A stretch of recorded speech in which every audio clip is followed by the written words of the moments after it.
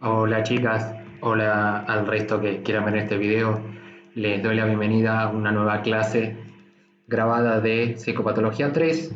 En este caso voy a trabajar la unidad 3, que es muy breve, en la cual vamos a abordar otros enfoques ligados al concepto de perversión. En este caso los textos que vamos a trabajar son el de Otto Kemper, el capítulo 5 del libro que les había marcado, haciendo foco en la agresión y las perversiones, y del libro AT y paciente psicótico de Susana Curás, vamos a trabajar el rol de la T en la psicopatía. Los temas centrales que vamos a trabajar ligados al texto de Otto Kemper tienen que ver con un concepto que vimos en Psicología de la Personalidad, que es el concepto de organización límite o trastorno fronterizo, patología de borde en relación a las perversiones. Después vamos a trabajar el concepto de perversidad como un elemento clave, que esto en parte ya lo vimos, pero le da una vuelta de rosca diferente. Hay una diferencia entre perversión y perversidad bastante grande. Están ligados los conceptos, pero vamos a hacer la aclaración nuevamente desde la mirada de Otto Kemper, haciendo relación con la idea de perversión y narcisismo maligno. ¿Por qué? Porque va a haber una imagen exacerbada de sí mismo de omnipotencia en la perversión, que después la voy a contar. Brevemente voy a hablar de la relación de pareja y la perversión en la relación de pareja y el tema de la sexualidad, justamente como algo perverso polimorfo, como diría Freud. Siempre que decimos que la organización límite de la personalidad, concepto fronterizo, es límite justamente, es porque no lo podemos ubicar ni en neurosis ni en psicosis. Es una patología de borde o, como dice ahí, TLP, trastorno límite de la personalidad. ¿Qué menciona Otto Kemper? Dice que hay similitudes entre las perversiones y los trastornos límites de personalidad. Si recuerdan, cuando hablamos de las categorías o las organizaciones que planteó Otto Kemper, habla de neurosis, psicosis, trastorno límite de personalidad, u organización límite y organización normal.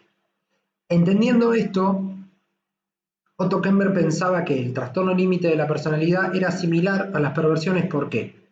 Porque tanto la perversión como el trastorno límite daban la idea de que hay un placer que se busca en algo extrínseco. Un fetichista busca el placer en los zapatos. Un sádico busca el placer en el sufrimiento externo. Siempre las condiciones extrínsecas son las que marcan la pauta del placer, tanto en el trastorno límite como en la perversión. La búsqueda de placer nos lleva a lo repetitivo, a lo fijo y a lo obligatorio. Hay una condición externa. Ese sería el punto en común del trastorno límite de las perversiones, pero son cuestiones diferentes en sí. Otro concepto que menciona el texto es el de fetichismo desde la mirada de André Lussier. ¿Qué dice André Lussier? Hace como una descripción de qué pasa con la personalidad fetichista masculina como perversión actual.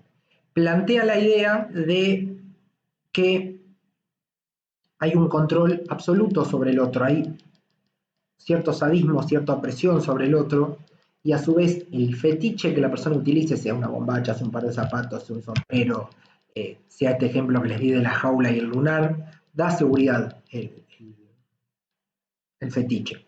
Y ese fetiche viene a reemplazar el pecho materno. ¿Por qué? Porque, como veníamos hablando en la lógica perversa, la madre es vista como fálica y vista como completa, y el padre puede ser visto como sádico. Pero la realidad respecto de la mirada que se tiene sobre la madre, como absoluta, como completa, es lo que marca el juego del fetichismo en sí, porque viene a representar ese objeto, esa completud.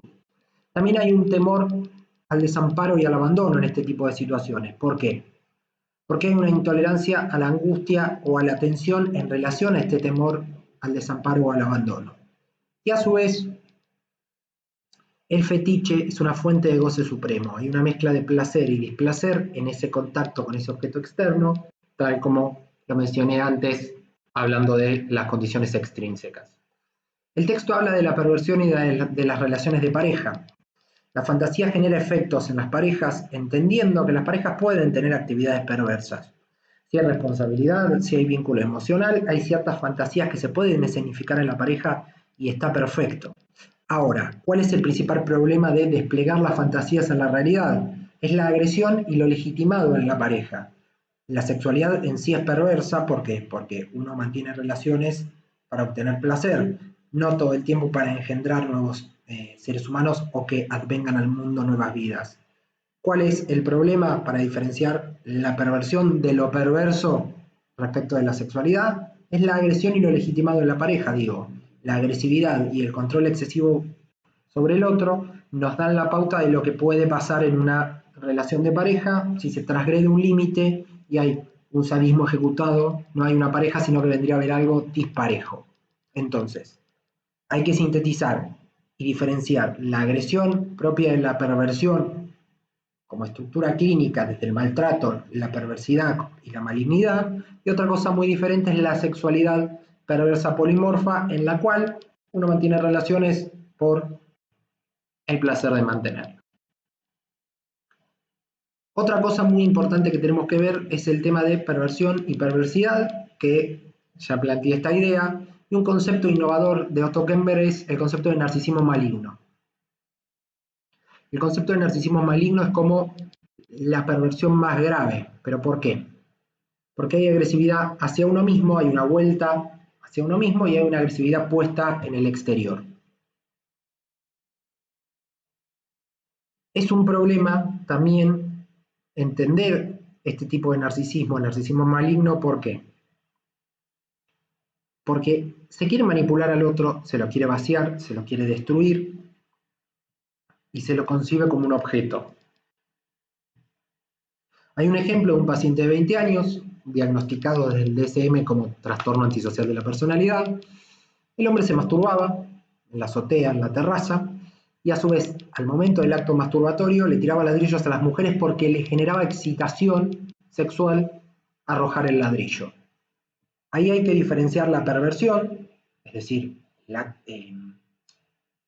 el acto de masturbación como un acto de excitación sexual y de descarga, asociado a un narcisismo maligno. ¿Por qué? Porque hay una perversidad en el acto de revolearle un ladrillo a una persona que efectivamente la puede lastimar. O sea que es muy diferente tomar la perversión como un acto de una búsqueda de placer, displacer y el goce que tiene que ver con la repetición de ese acto perverso, y la cuestión de la perversidad como malignidad, justamente. Que alguien goce de determinada manera no quiere decir que tenga maldad en eso o perversidad. Sin embargo, uno cuando habla de perversión le dice perverso como maligno y en realidad son cosas diferentes. El narcisismo maligno tiene perversidad porque hay agresividad hacia uno mismo y hacia el otro. La perversión tiene que ver con un modo de goce.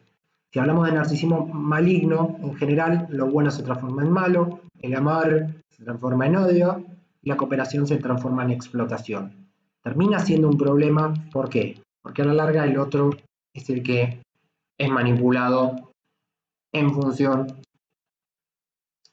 de la búsqueda de la satisfacción de alguna necesidad. Otro concepto importante del texto es el concepto de transferencia parasitaria desde Bion. Muchos pacientes perversos en los dispositivos de acompañamiento terapéutico, en la terapia y demás, plantean la idea de transferencia parasitaria. ¿Por qué?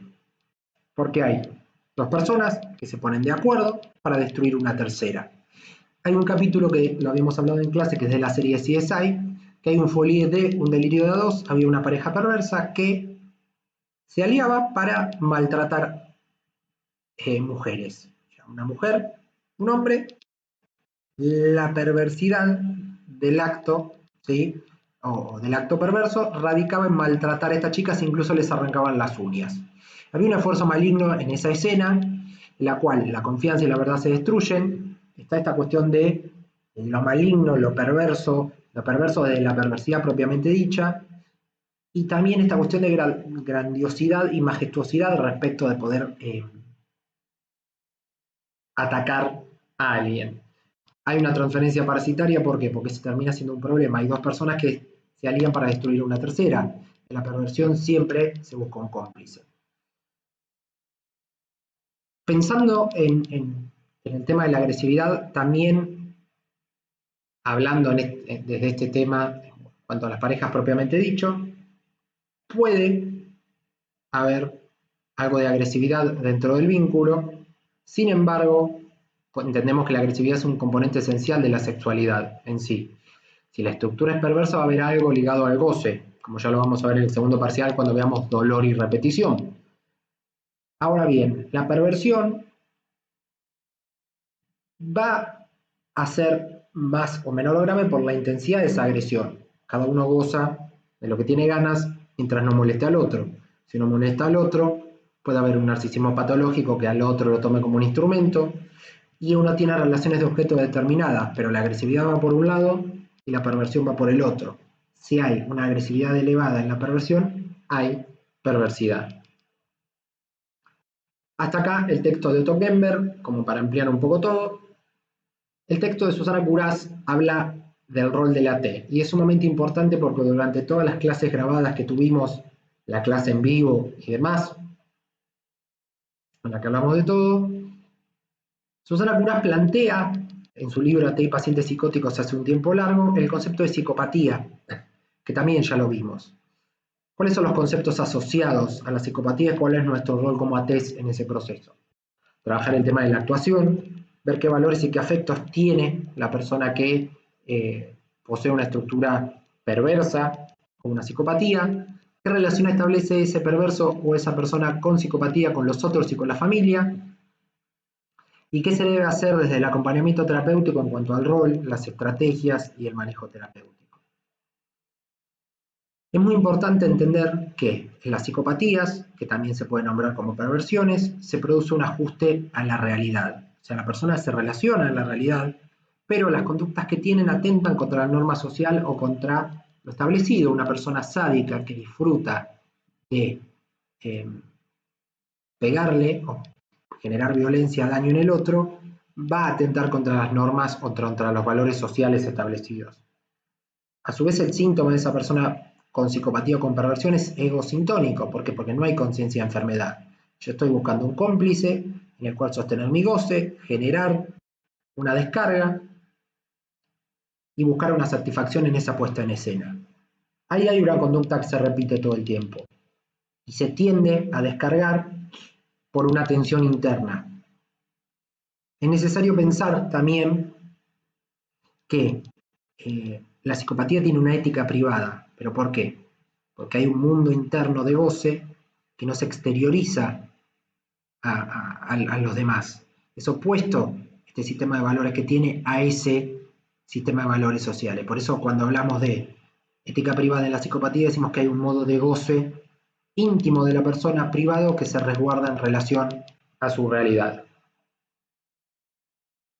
Cuando uno habla de valores y afectos de la psicopatía, uno tiene que pensar que la persona con psicopatía, como es el caso de Joe en You, trata de convencer al otro, entendiendo que su causa es legítima, porque no hay un malestar en sus síntomas, por eso decimos que los síntomas son egosistónicos en la psicopatía o en la perversión. Y la persona no tiene emoción, no tiene culpa, las otras personas son seres que hay que manipular para lograr un objetivo. Si uno puede pesquisar los pocos momentos de sufrimiento que se dan en la estructura de la perversión o de la psicopatía, ahí se pueden generar las posibilidades de tratamiento. En tanto y en cuanto hago sufrir al otro, puedo sufrir yo. Si puedo sufrir yo es porque voy a ir a hacer terapia o se me va a plantear un acompañamiento.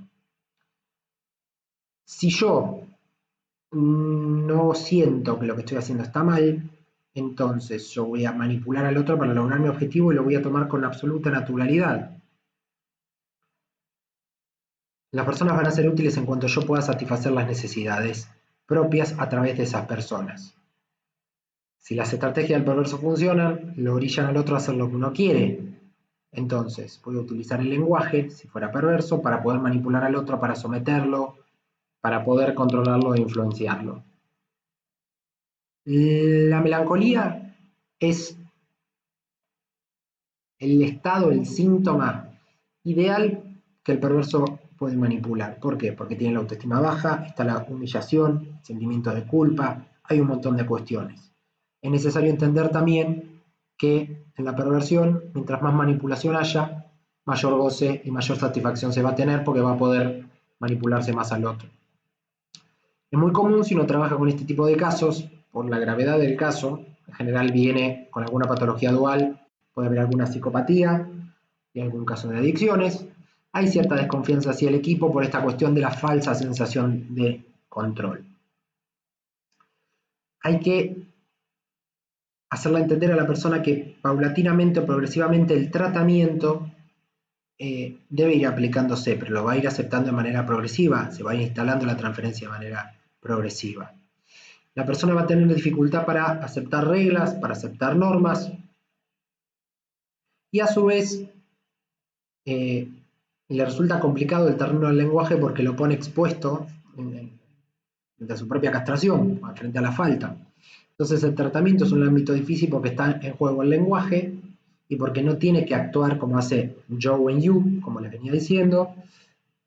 Y también es muy importante entender que hay que bajar el acting out y hay que aumentar las posibilidades de diálogo para que se encuentre la causa de ese acting. Es vital entender también que se produce todo el tiempo la ruptura de un encuadre, se produce la transgresión de las normas, y es muy común en los equipos de acompañamiento terapéutico que se quiera generar o inocular culpa en los ATs. El libro da un ejemplo muy interesante de un paciente con perversión y psicopatía que se escapó y cuando lo encontraron en la calle dijo que le había ido a comprar una rosa al acompañante. Eso es un ejemplo de psicopatía, se transgrede el encuadre, se transgreden las normas, hay una ruptura de todo eso, pero entendemos que el ejemplo de la rosa es y forma parte de la manipulación en sí. La familia juega un rol muy importante porque esa persona que tiene una psicopatía o una perversión es un síntoma de su entorno familiar.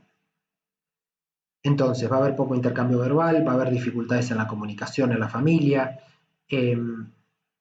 Los padres van a ser inmaduros, narcisistas, no van a poder alojar al hijo, ¿sí? La acción va a ser el medio predominante incluso por sobre la palabra. La madre superficial, el padre severo, va a haber un sistema de premios y castigos, no se va a instaurar la ley, el encuadre, la regulación, ni la frustración. Va a ser un encuadre que va a ser más bien poroso, frágil o nulo. Si fuera nulo igual sería una psicosis, sería como poroso. ¿Por qué? Porque la madre es la que adquiere el protagonismo en el tratamiento.